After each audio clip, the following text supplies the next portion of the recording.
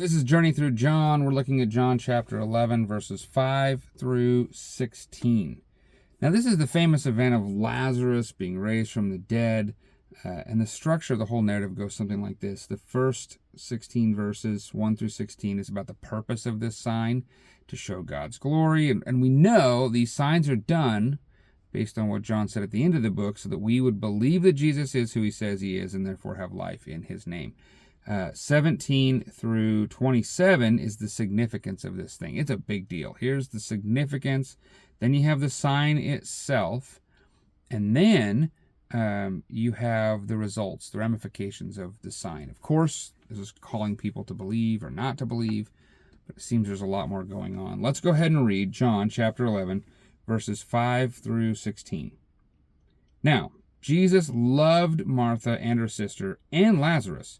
So when he heard that Lazarus was ill, he stayed 2 days longer in the place where he was. Then, after this, he said to the disciples, "Let us go to Judea again." The disciples said to him, "Rabbi, the Jews were just now seeking to stone you, and are you going there again?" Jesus answered, "Are there not 12 hours in the day? If anyone walks in the day, he does not stumble, because he sees the light of the world. But if anyone walks in the night, he stumbles, because the light is not in him." After saying these things, he said to them, "Our friend Lazarus has fallen asleep, but I go to wake him up." The disciples said to him, "Lord, if he has fallen asleep, he will recover." Now Jesus had spoke of his death, but they thought that he meant taking a rest in sleep. Then Jesus told them plainly, "Lazarus has died, and for your sake I'm glad that I was not there, so that you may believe. But let us go to him." So Thomas, called the twin, said to his fellow disciples, "Let us also go, that we may die with him." Okay.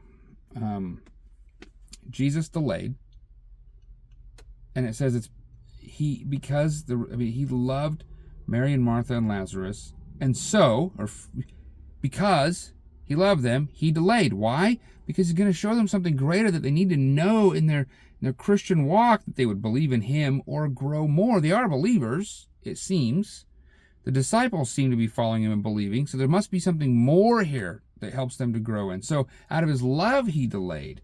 And then another point, he says, "I'm glad for your sake," because what this means is they will see something miraculous and they will believe. This will communicate something to them they need. And so while this seems like suffering and pain and it's sad, and we would hope that Jesus would just sort of snowplow away all of our problems, it seems that facing these things, these trials, helps them to know Jesus more, to love him more, to grow more, to believe even more fully. That is pretty significant. Also, Jesus says this little parable. If anybody has the light of the world in him, he won't stumble. You remember all the way back to the very beginning, that the light came into the world. People didn't recognize him. All in that prologue in the first chapter. Here we see it right here. If you have the light in you, you won't stumble. If you don't have the light, you're going to stumble. And he's saying, look, we're doing my work. We're going to go and raise Lazarus from the dead for my glory, to glorify God, as a sign that you would believe, because that is all better for all of us to know and hear, and even for us, because now it's thousands of years later, a couple of thousand years later, we're reading about this event and being edified and grown in it. God's word is a fantastic and beautiful thing for us, and it is good for us. And I think there are lessons to be learned from these challenges. There is growth in suffering. There is ways that God is going to be glorified, that we can grow. And there's always more opportunities for us to believe more, to trust the Lord more and more. I think we should think on this today as we go about our day.